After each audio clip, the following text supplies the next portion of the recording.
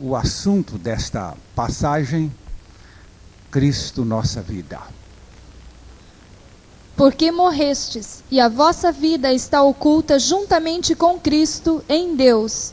Quando Cristo, que é a nossa vida, se manifestar, então vós também sereis manifestados com Ele em glória. Maravilhoso Espírito Santo, revelador da palavra. Este é o teu ministério que se executa agora, para a glória do Pai, em nome de Jesus. Amém. A palavra de Deus, aí neste verso 4, lá no original não contém este não contém este é. Ele não precisa deste é. E então lá está escrito assim: quando Cristo, nossa vida. Cristo, nossa vida. E quero agora chamar a sua atenção para o primeiro pensamento desta noite em torno deste assunto. É que trazer vida à humanidade nesta terra é a missão principal de Jesus. Ele curou, mas não era esta a sua missão. Ensinou, não era todavia isto que ele veio fazer. Ele trabalhou, ele andou, ele viajou, ele fez uma série de coisas que eram apenas adicionais. Porque a base, a missão fundamental do Senhor Jesus Cristo expressa-se em João 10, versículo 10, aí na palavra de Deus. O ladrão vem somente para roubar, matar e destruir. Eu vim para que tenham vida, e a tenham em abundância. Então, para que Jesus veio? Para que Jesus veio? Para nos dar vida. É para isto que ele veio. Nós não queremos falar nada do ladrão. Nós queremos olhar aí em João 10, 17, quando Jesus reafirma que a sua missão na terra é dar-nos vida. Por isso o Pai me ama, porque eu dou a minha vida para a reassumir. E o 18? Ninguém a tira de mim. Pelo contrário, eu espontaneamente a dou. Tenho autoridade para entregar e também para reavê-la. Este mandato recebi de meu Pai. Eu sei que muita gente pensa que não foi tão difícil para Jesus dar a sua vida a nós. O processo desta doação custou-lhe muito caro. É verdade que esta doação é graça plena, é graça completa. Nada temos que fazer senão crer com uma fé que Ele mesmo nos concede. Mas não lhe custou pouco. No capítulo 5 de João, os versos 39 e 40, o Senhor Jesus chama a atenção para um erro que o judaísmo cometia no seu tempo e hoje muitos evangélicos também o cometem. Examinais as Escrituras, porque julgais ter nelas a vida eterna, e são elas mesmas que testificam de mim. Contudo, não quereis vir a mim para terdes vida. Esse verbo examinar aí está no imperativo. Faz favor de verificar.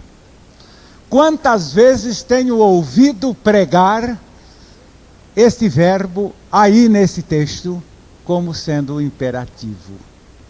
Jesus não disse examinai as Escrituras. Ele disse que vós tendes por costume examinar as Escrituras com uma finalidade errada. Errada? É. E qual é o erro? Exatamente buscando-se nas Escrituras a vida eterna. Será que a vida eterna está nas Escrituras? Bem, se estivesse, não era preciso Jesus vir. Mais adiante vamos verificar que a necessidade única do homem é dessa vida. Se ela estivesse na Bíblia, Deus então poderia nos dar esta ordem: vocês façam patê de Bíblia, façam chá de Bíblia, façam paçoca de Bíblia, façam pudim de Bíblia, e finalmente vocês ficarão com vida eterna. Mas na verdade, na Bíblia não está a vida eterna. Você vai notar isto quando a própria Bíblia está apontando aí, dizendo que a sua finalidade é testificar de Jesus. Agora Jesus, sim, em 1 João, no capítulo 5, versículos 11 e 12. 1 João 5, 11 e 12. Vamos ouvir esta leitura. E o testemunho é este, que Deus nos deu a vida eterna, e esta vida está no seu Filho. Aquele que tem o Filho tem a vida. Aquele que não tem o Filho de Deus não tem a vida. Onde está esta vida? Está no seu Filho. Está no Filho de Deus. Não está na Bíblia. Se estivesse na Bíblia, Jesus não precisaria vir. Ele teve que vir para trazer vida. Era preciso que uma pessoa viva viesse trazer-nos esta vida. E ele então disse ainda, no complemento daquela leitura anterior, no capítulo 5 de João, aquele verso 40 que já foi lido, que Jesus disse mais: vocês não querem vir a mim para obterem a vida. Vocês não querem saber de mim. Eu posso dar a vida. Vocês preferem cavar onde ela não está. E agora, Jesus é o único portador dessa vida que a palavra de Deus realmente aponta. E temos então, no capítulo 10 de Marcos, verso 45, onde o Senhor Jesus declara-nos que a sua missão principal, primeiro, seria dar-nos a sua vida. Pois o próprio Filho do Homem não veio para ser servido, mas para servir e dar a sua vida em resgate por muitos. Ele mostra que o único serviço e principal serviço que viera fazer aqui na terra é dar-nos a sua vida em nosso resgate. A sua vida, a sua imaculada vida, perfeita vida, santa vida e gloriosa vida. E em 1 Timóteo, capítulo 2, versos 5 e 6, ainda a palavra nos mostra que penhor sobremaneira alto ele aplicou para nos outorgar esta bênção da vida. Porquanto há um só Deus e um só mediador entre Deus e os homens, Cristo Jesus, homem, o qual a si mesmo se deu em resgate por todos, testemunho que se deve prestar em tempos oportunos. Ele se deu a si mesmo em preço de resgate por todos. Vamos acabar com aquela heresia de pagar o preço. O irmão tem que pagar o preço, a irmã vai pagar o preço, você vai pagar o preço. O preço já foi pago. Ele se deu a si mesmo em preço de resgate. Será que ainda não foi bem pago?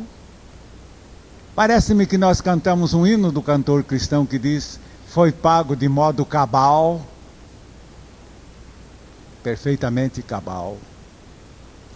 Foi pago. E agora, eu queria chamar a sua atenção para um fato. É que Jesus veio trazer vida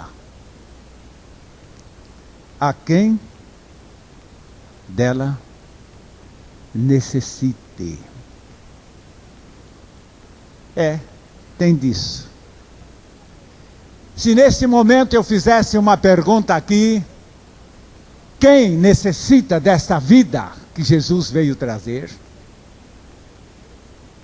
E se a resposta fosse mesmo sincera, do fundo de cada indivíduo, muitos diriam: não reconheço que precise tanto desta vida. Até para dizer a verdade, estou contente com a minha. Não quero me incomodar. Outros estão ansiosos por ela. E esta é uma das razões por que Jesus divide a humanidade nesse sentido. Ele mostra que existe uma classe de pessoas que fazem para si um princípio estabelecido tal e que, portanto, dispensam esta graça de Deus com seu favor. Nós temos isto apontado aí em Lucas, no capítulo 5, versos 30 a 32, onde o Senhor Jesus mostra que Ele não veio para aqueles que não sentem ou que não percebam a necessidade dEle e de sua graça e de sua vida. Os fariseus e seus escribas murmuravam contra os discípulos de Jesus, perguntando: por que comeis e bebeis com os publicanos e pecadores?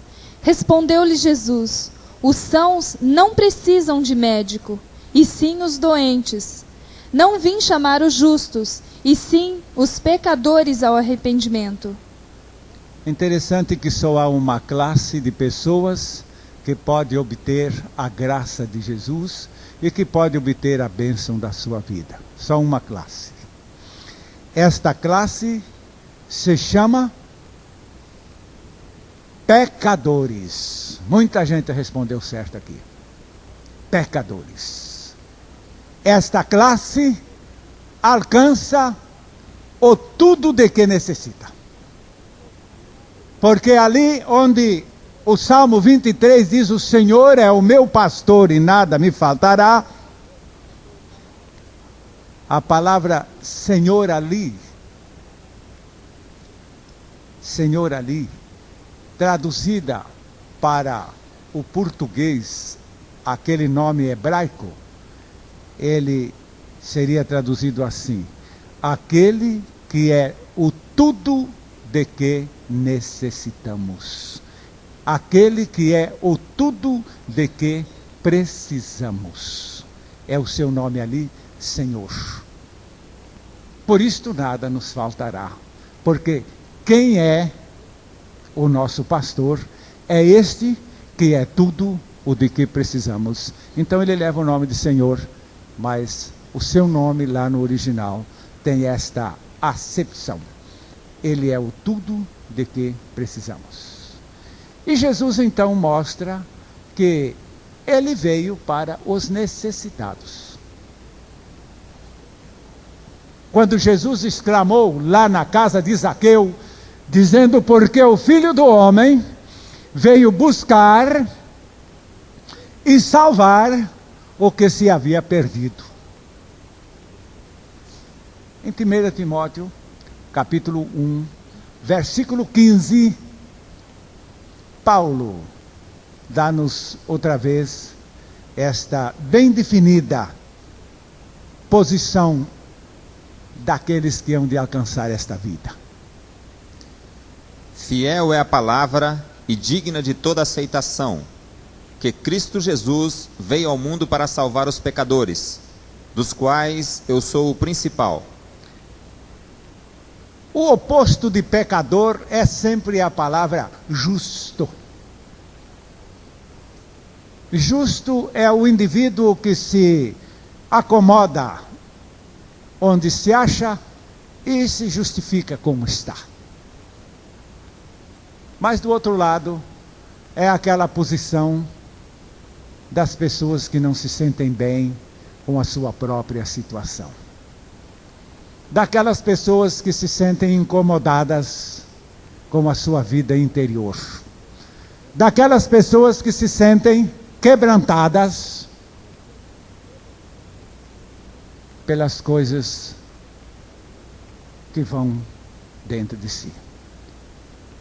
E Jesus então veio ao mundo para trazer vida, mas como disse o texto, para salvar pecadores, veio trazer vida a quem precisa.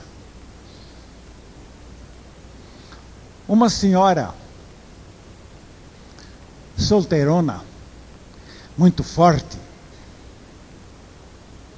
matriculou-se numa escola de socorros de emergências, primeiros socorros a pessoas em acidentes e etc.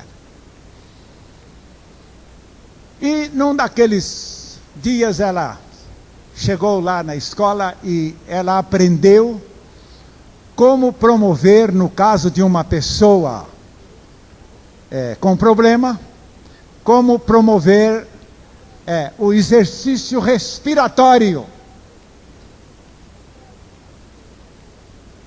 Então a pessoa está caída, está sem sentido, ela não está podendo respirar, ou então afogou-se de tal maneira que não está podendo respirar, tanto na água como na fumaça, como até com qualquer pó, coisa que o valha.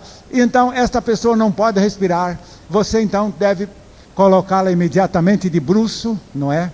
E encavalar-se por cima dela e fazer certa e determinada pressão nos pulmões, na região pulmonar, para que a pessoa respire, etc, etc. Aquela senhora saiu toda impressionada com a lição. E logo que ela saiu ali, andou umas 3 quadras, de repente, ela viu um homem de bruço, deitado. E ela colocou ali a pasta de um lado e a bolsa do outro e a sombrinha do outro e outra coisa mais que tinha em mãos, e correu lá e montou a cavalo no homem e começou a dizer: respire, procure respirar, procure respirar. E o homem estava dominado por aquela senhora tão forte, e agora sentada em cima dele, ele não sabia para onde se mexer, até que ele conseguiu tirar o capacete e se voltou para ela e disse: "Ei, senhora, eu estou aqui consertando o telefone, o fio telefônico aqui embaixo." Ela se levantou tão envergonhada. Não passa de uma palhaçada mesmo procurar salvar a quem acha que não precisa de salvação. E Jesus não cai nessa. Uma vez, nós estávamos no meio do rio, com o barco, e eu não sei, acho que eu sei, eu desci na água, pensando que eu estava sobre um baixio. Baixio seria um lugar raso, que ia dar pé. E eu ia lá na traseira do barco verificar a hélice. Estava com um jogo. Então pulei na água. Mas quando eu pulei na água, baixei o quê? Sumi. E tentei nadar, não pude mais alcançar o barco. E agora fiquei eu no meio do rio, aquela extensão tremenda de água para a direita e outra para a esquerda, e a água correnteza me levando. Eu agora teria que esperar que o irmão Geraldo funcionasse o motor e viesse com o barco atrás de mim, se por acaso me alcançasse ainda flutuando. E naquela hora, meus irmãos, eu me vi perdido, porque eu posso nadar, mas eu não tenho fôlego para nadar muito. Só levantei o meu coração diante do Senhor e disse: agora, Senhor, tu vais livrar-me ou chegou a hora? Então eu fui rodando, dali a pouco vi uma vara que alguém um dia colocou ali, uma vara cortada lá no mato, e foi fincada lá naquele lugar. Eu então me dirigi para alcançar aquela vara e consegui alcançá-la. E lá fiquei esperando o irmão Geraldo funcionar o barco e lá de baixo até vir onde eu estava, para me livrar. Oh, meus amados, quando eu apanhei aquela vara, assim, com uma sede, com um anseio, com uma vontade desesperadora de me agarrar a ela, porque eu sentia necessidade. Você entende isso? Por isto que Cristo veio trazer vida a quem necessita. Se alguém dispensa isto, vai deixando para lá. E agora, eu estou me lembrando de uma cena semelhante com Eliane. Eliane viajou conosco no barco. E chegamos em casa de uma família, iríamos ter o culto à noite. E era tarde, fazia muito calor, a tripulação queria tomar um banho de praia. Digo, vamos à praia. Então tocamos o barco, rio acima, até uma praia ali perto. E o pessoal já foi saltando do barco, e muitos já estavam prontos para o banho, e foram correndo, subiram praia acima, até bem lá adiante, e dali a pouco comecei a escutar os gritos dos irmãos lá. Eliane, venha para cá, Eliane, venha para cá. Não tinha mais condições de Eliane vir para lado nenhum, porque a correnteza a havia apanhado. Ela foi lá até onde a correnteza fazia um seio, e ela foi apanhada logo ali e levada para o meio do rio. E ela não pôde dominar. E de lá nos gritaram. Eu saltei para dentro do barco, clamando ao Senhor, dizendo: meu Deus, salva esta moça, por misericórdia. E saí com o barco, rumei para lá, e eu sabia que eu não tinha que ir lá onde eles estavam, tinha que ir onde a moça estava, e observei que Deus, por misericórdia, me deu vê-la lá pela correnteza, e de fato lá ia rodando. Corri aqui, cerquei, quando cheguei perto, apanhei 2 salva-vidas, um para ela, um para mim. Desliguei o motor do barco e pulei na água com ela e dei-lhe um salva-vida, mas ela já estava com cor de cera. Isso para nós lá é chamado já quase se entregando. Ela já havia boiado e afundado muitas vezes, e ela estava descontrolada. E nessa altura, quando lhe joguei o salva-vidas, eu disse: agarre-se, gritei com toda a força, agarre-se nisso aí. E ela disse que quando pegou, que aquele negócio lhe deu flutuação, ela disse que apertou o salva-vidas de tal maneira em seu peito, que ela disse: nunca em minha vida eu agarrei alguma coisa com tanta disposição de confiar, com tanta fé, com tanta necessidade, com tanto anseio. Ela disse: eu tenho a impressão que não haveria o que me fizesse soltar aquele salva-vidas, enquanto eu estivesse naquele perigo. E, meus amados, é para quem necessita. É para quem necessita. Agora, a palavra de Deus diz que o Senhor Jesus Cristo, ao nos conceder esta vida, aparece aí em Lucas capítulo 5, os versos 8 a 11.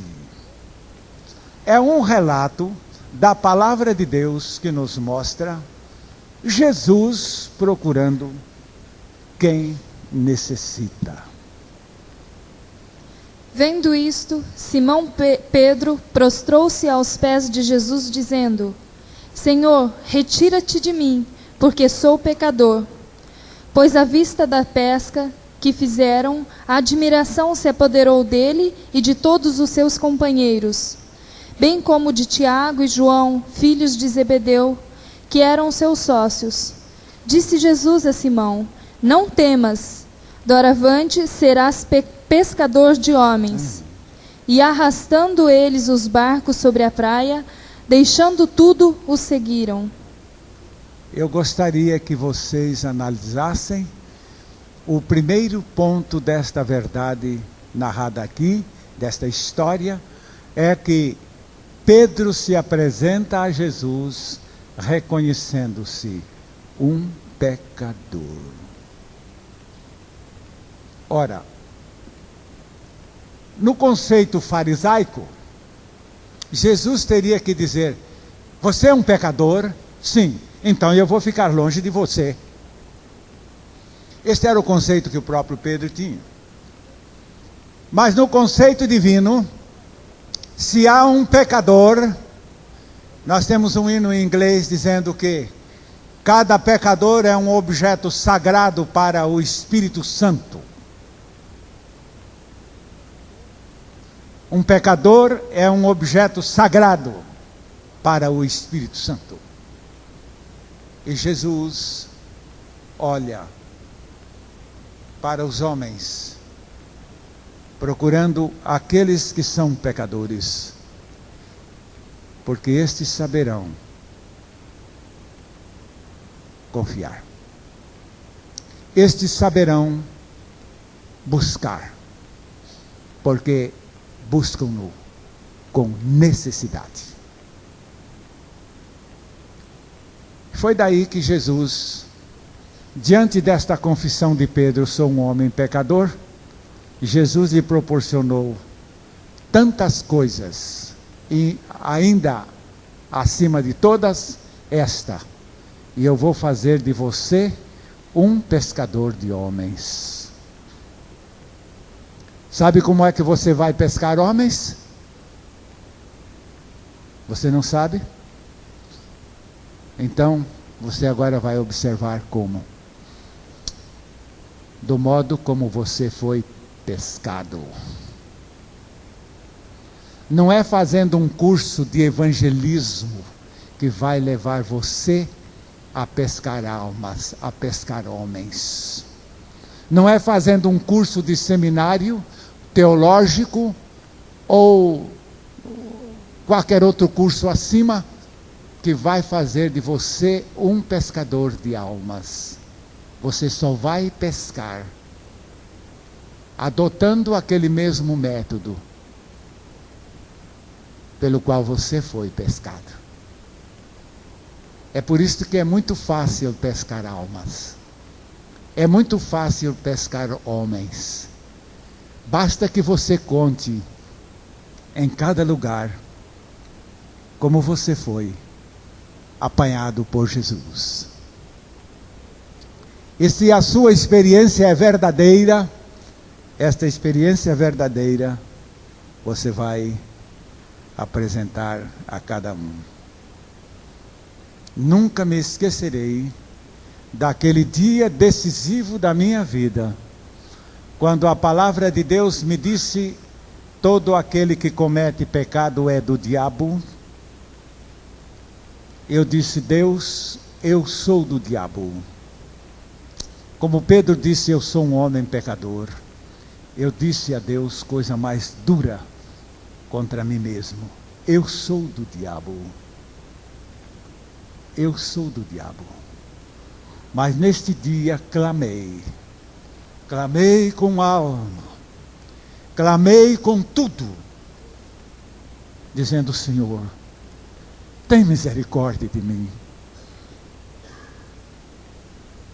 Ele teve misericórdia de mim. Eu era pastor. mas vivia no pecado. Eu era membro de igreja, sob a ilusão de que, como membro da igreja, eu iria para o céu com o meu pecado.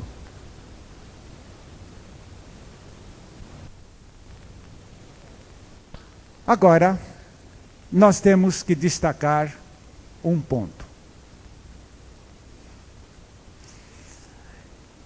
O ponto é este: é que você, para alcançar esta vida de Jesus, precisa aceitar.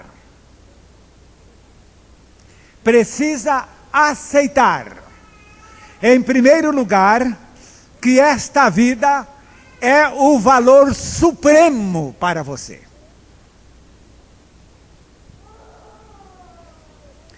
E considerando que ela é o valor supremo, você então precisa conhecer mais esse ponto. É que vai desprezar tudo o que impeça a conquista desse bem. É a palavra desprezar. Não é mais nem renunciar, é desprezar. É o que Jesus disse do homem que procurava adquirir pérolas preciosas. E ele chegou a um certo lugar e encontrou a pérola de maior preço. A maior. E ele então, sabendo que necessitava daquela pérola, vendeu tudo quanto possuía e foi adquirir aquela pérola. Igualmente, Jesus conta de um homem que ia passando por um campo. E ele encontrou ali um tesouro, um altíssimo tesouro. Ele ficou muito feliz. E foi correndo vender tudo quanto possuía e comprou o campo para possuir o tesouro. Esta vida de Jesus é o maior bem que uma pessoa pode adquirir. Quando Paulo diz lá em 1 Coríntios, capítulo 1, verso 5, ele disse o seguinte, eu vou citar: em tudo fostes enriquecidos nele. Porque alguém se enriquece em gado. Outro se enriquece em dólares. Outro se enriquece em cruzeiros. Outro se enriquece em terras. Outro se enriquece em casas. Outros se enriquecem em outros bens, até em ferro velho.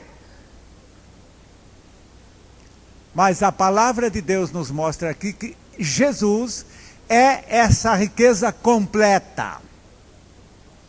Completa. É rico em terra, é rico em casas, é rico em carros, é rico em dólar, é rico em cruzados, é rico de todas as maneiras.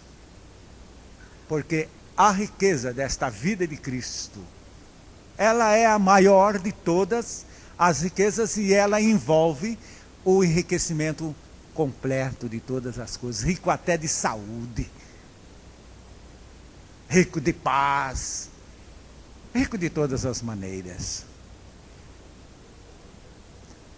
E tem mais uma coisa maravilhosa que eu gostaria que você ficasse sabendo agora. E que nenhum salteador é capaz de roubar de você esta riqueza. Que segurança. Que maravilha. Mas ele então está falando que existem obstáculos que precisam ser renunciados, não propriamente removidos. Você não vai removê-los. Ele agora vai tratar conosco nesse ponto. A parte que nós temos agora a considerar, primeiro é João 12, 25. O que é mesmo que impede de eu possuir a vida de Cristo? Já que ele veio para trazer vida. Eu estou necessitando dessa vida. O que é que impede obtê-la? O que é que me impede? E então, Jesus mesmo explica isto.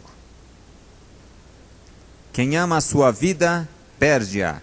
Mas aquele que odeia a sua vida neste mundo, preservá-la-á para a vida eterna. O que é que impede dele colocar a vida dele em alguém? A palavra de Deus mostra que Jesus mesmo apontando é a sua própria vida. Você não pode ficar com duas vidas. Ele veio nos dar a sua vida. Agora cuidado, meus amados, a base de troca. Jesus é judeu. E não perde a raça, não. Ele dá a sua vida, mas a base de troca. Que troca? Ora, quando o seu motor funde, ou seja, do seu carro, lá naquela firma eles dão um motor até novo, até zerinho, mas no lugar, em troca do velho. Você vai voltar uma porção de coisa, talvez o valor do motor novo, mas é a base de troca. E Jesus nos dá a sua vida. A base de troca. Em troca de quê, meus amados?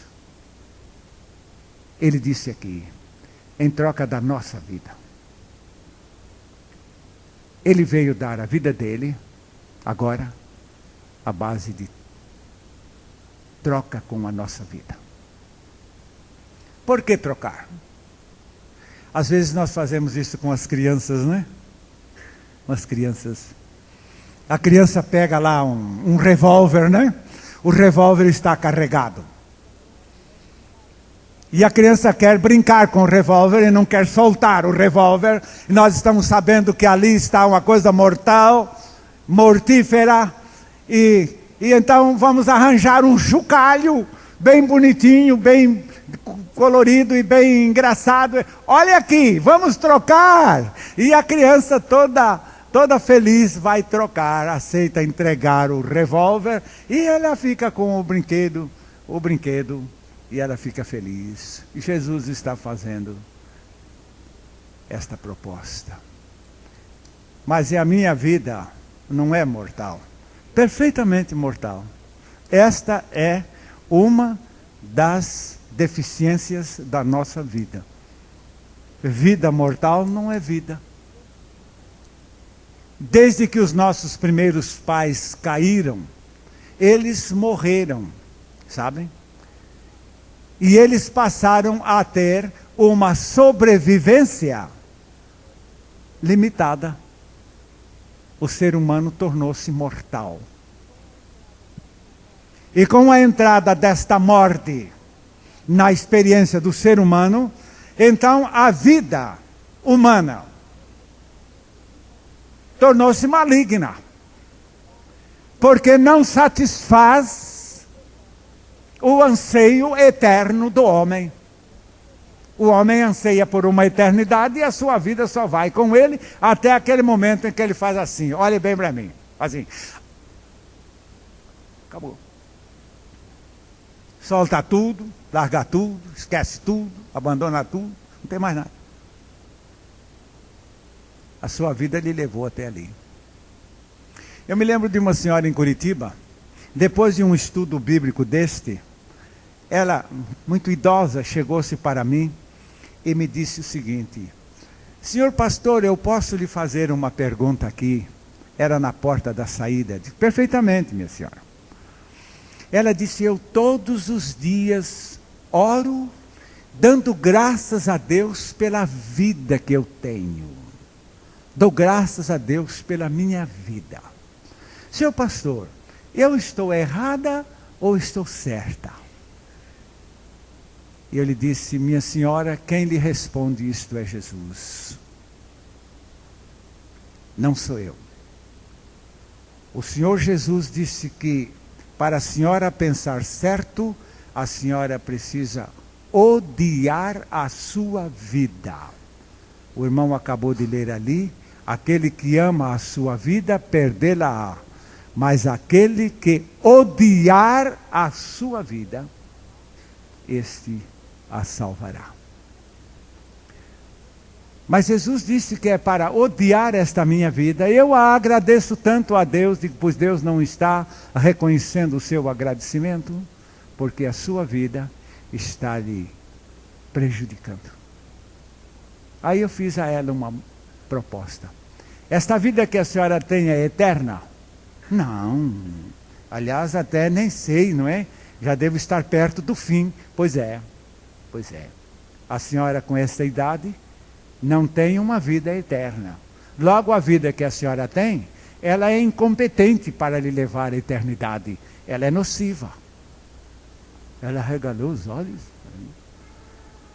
Digo, e além disto, esta vida que a senhora tem, ela é uma vida pecadora. Não é verdade que a senhora tem vivido a sua vida inteira pecando? Tá, isto é verdade. Eu reconheço também. Portanto, ela não serve pelo fato de ser também uma vida pecadora. A senhora sabe, a senhora ouviu pregar aqui nesta noite, que o Senhor Jesus lhe dá uma vida eterna e sem pecado. Ele lhe dá uma vida eterna e santa, uma vida eterna, imaculada e perfeita. A senhora pode estar segura de que esta vida eterna que Jesus quer lhe dar não é para ficar com a sua velha vida. E daí então, o fato de Cristo nos ter levado para o capítulo 15 de Mateus, versículo 13. Ele, porém, respondeu: toda planta que meu Pai celestial não plantou será arrancada. Aquilo que diz a palavra de Deus em Gênesis 2:7, que Deus soprou no nariz do homem o espírito de vida, aquilo foi perdido na queda, aquilo foi perdido no Éden. Quando se pecou, perdeu-se aquela vida. Em Efésios 4:18, a palavra de Deus informa que cada pessoa neste mundo é alienada desta vida de Deus. Obscurecidos de entendimento, alheios à vida de Deus por causa da ignorância em que vivem, pela dureza dos seus corações. É uma tristeza. É uma vida que não quer nada com Deus. Quer religião. Quer muitas vezes uma igreja dessas mais bonitas, mais suntuosas. Um grupo mais numeroso. Um ministro mais atraente, mais interessante, mais curioso, mais engraçado. Mais persuasivo. Não quer nada com Deus. Até mesmo a própria religião é um processo de se afastar de Deus. Mas a palavra de Deus continua nos falando em Romanos 3:12. Todos se extraviaram, a uma se fizeram inúteis. Não há quem faça o bem, não há nenhum sequer. Cada pessoa se acha extraviada desse Deus, e daí a razão porque ele acha que esta nossa vida com que nascemos não serve. Verso 23 de Romanos 3, ele continua dizendo isto. Pois todos pecaram e carecem da glória de Deus. E falando da transitoriedade dessa vida, está lá em Tiago 4, versículo 14, mostrando que esta vida nossa é tão passageira, é tão curta. E no entanto o anseio da sua alma é eternidade, que essa vida não tem. Vós não sabeis o que sucederá amanhã. Que é a nossa vida? Que é a nossa vida? Sois apenas como neblina que aparece por um instante e logo se dissipa. É assim que acontece. Daqui a pouco, a coisa já foi-se embora. É esta a nossa vida. Nós temos lá aquele salmo que diz: nós voamos no momento inesperado. Ela passa. Jesus disse: eu quero trocar essa sua vida pela que eu vim trazer a este mundo. Mas como eu posso ficar sem a minha vida para obter a vida de Jesus?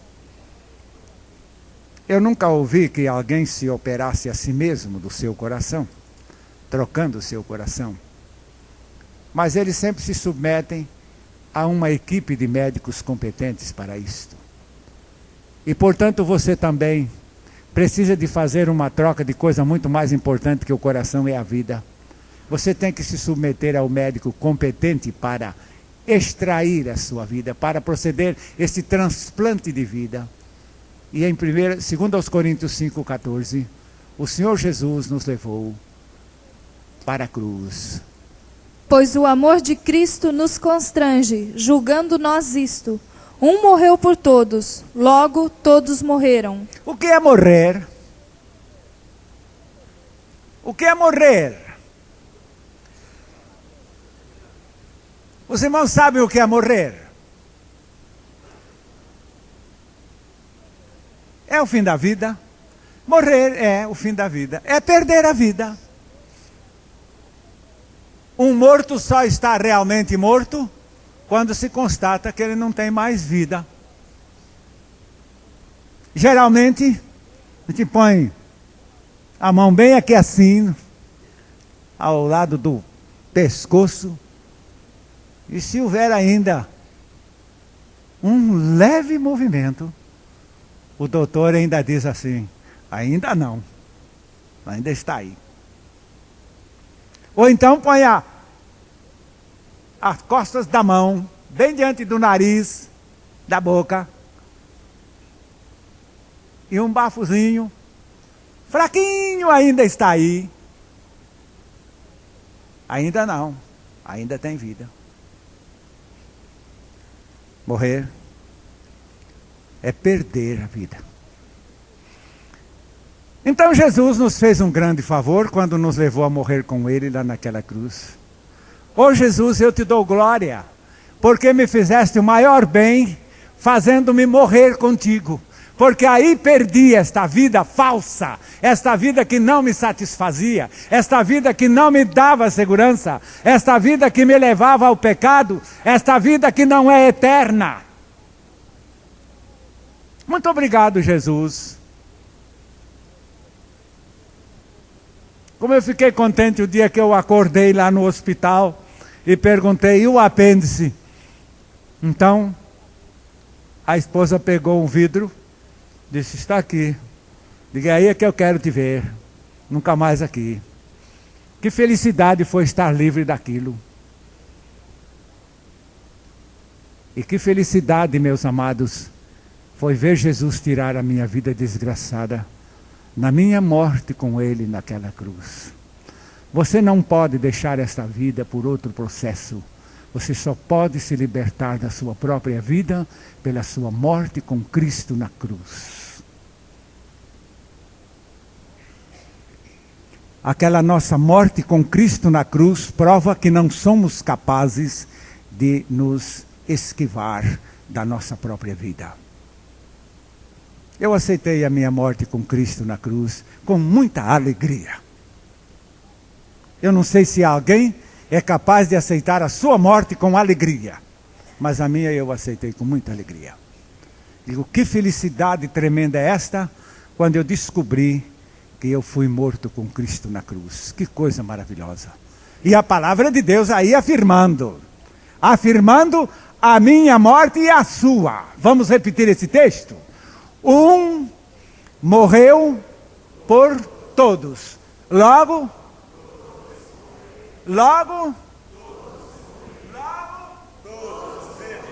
se todos morreram, por que você há de ficar de fora? Porque você não crê? Ou porque você ama a sua velha vida? Mas a sua felicidade está em se libertar dela. Só pela morte com Cristo na cruz. Aleluia! Por esta libertação maravilhosa que o Senhor nos tem concedido na cruz. Romanos 7,4, a palavra reafirma esta nossa morte no corpo de Cristo. Bem clara, muito clara.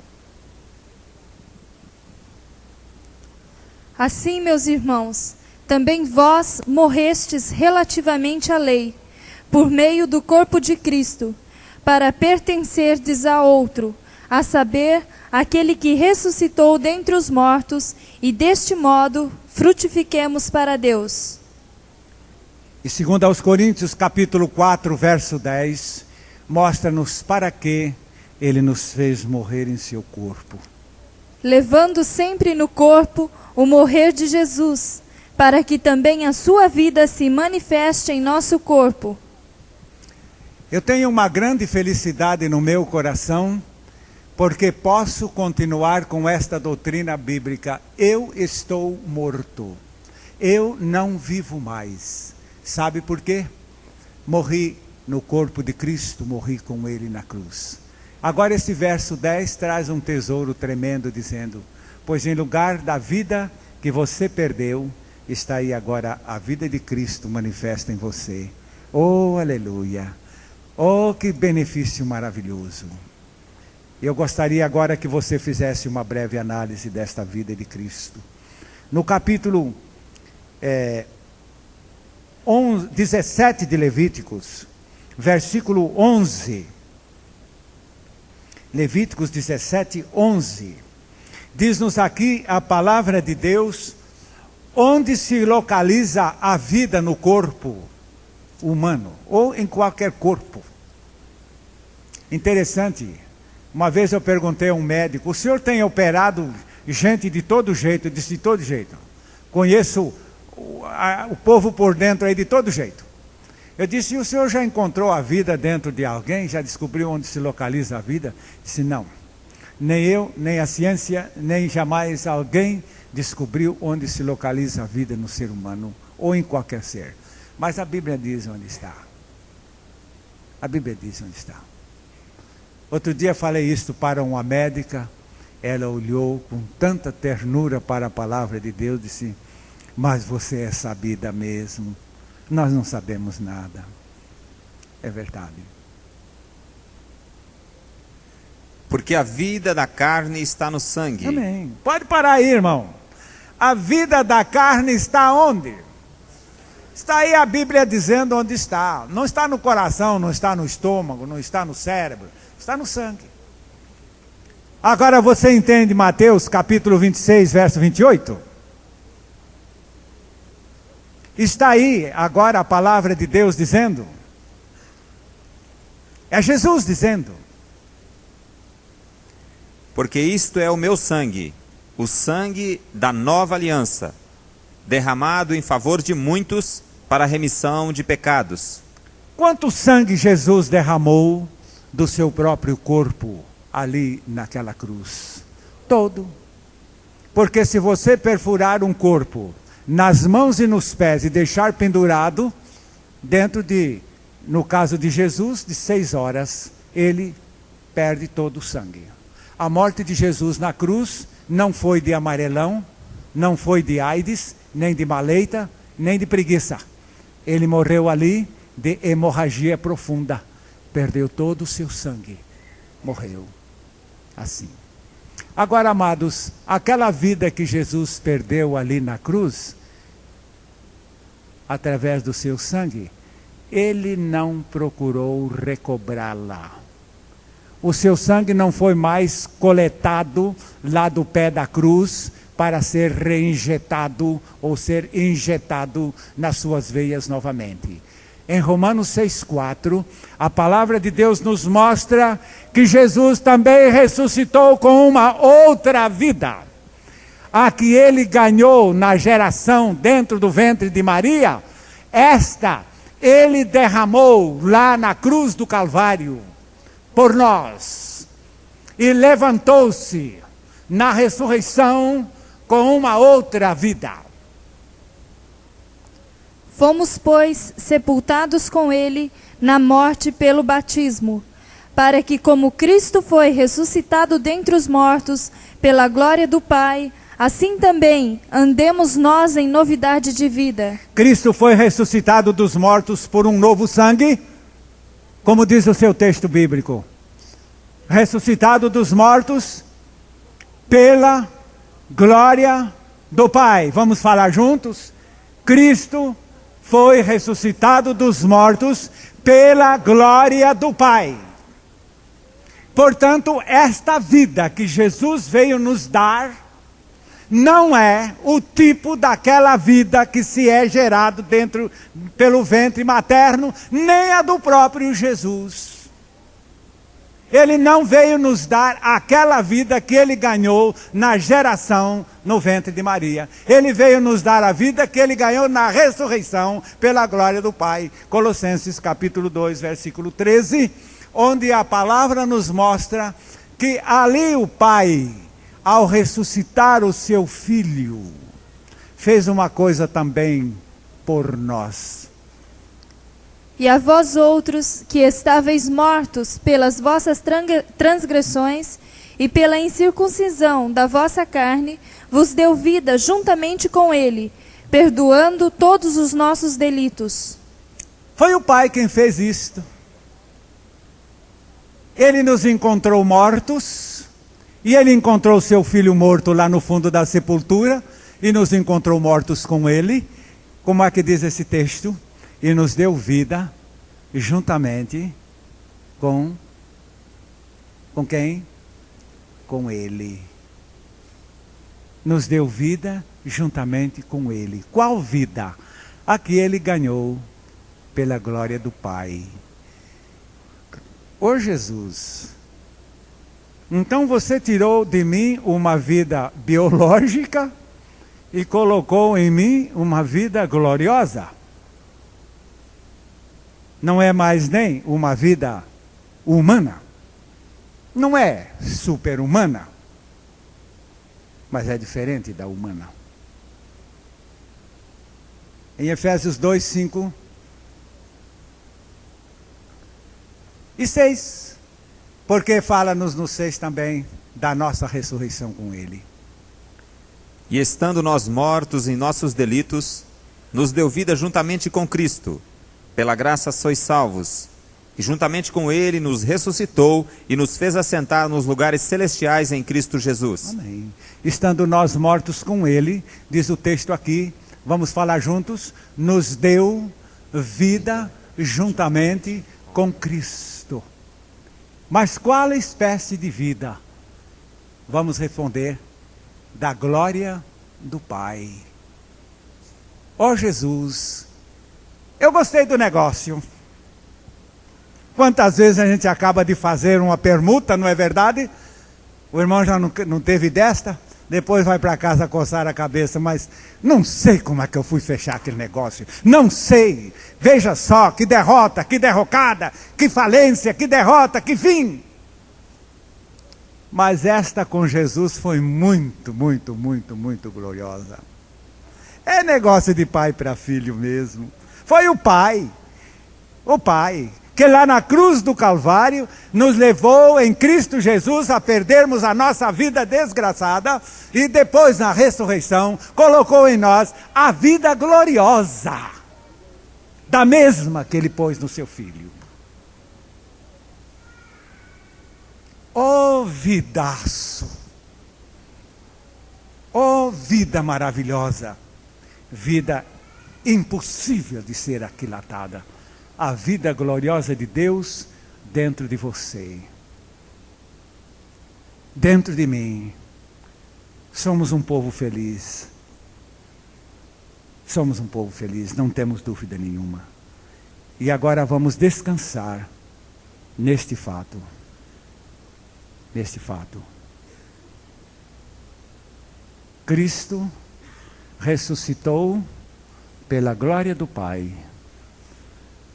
E o Pai nos deu vida juntamente com Cristo. Por isto ele disse, eu vim para que tenham vida. Muito obrigado, Jesus. Baixe a sua cabeça. Louve o Senhor. Agradeça-lhe de todo o seu coração a vida gloriosa que Ele nos deu na ressurreição